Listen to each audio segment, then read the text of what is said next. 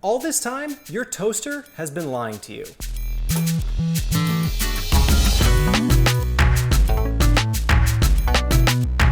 Now, it can be easy to assume that the numbers on your toaster mean the minutes for how long it will toast. 7 meaning 7 minutes and 6 meaning 6 minutes.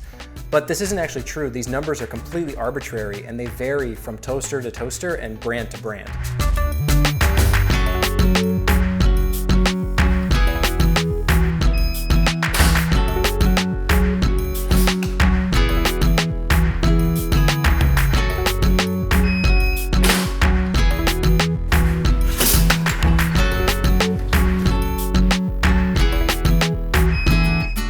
Not anywhere close to 6 minutes.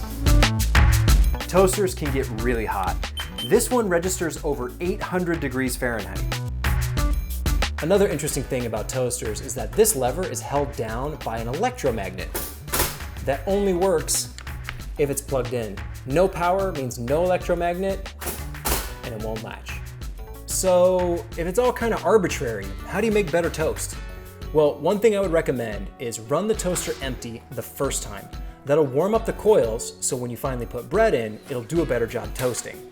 Another thing you can do is use thicker slices of bread. That way, the outside gets toasty and crispy, but the inside stays soft and moist. Every toaster has different hot spots and cool spots, so if you really want to take your toast to the next level, here's what you need to do. Find the mid to low power setting on your toaster. Put the bread in and toast it once. Once it's done, flip the bread upside down, spin it around, toast it again. This will ensure the most consistent, delicious toast you've ever had.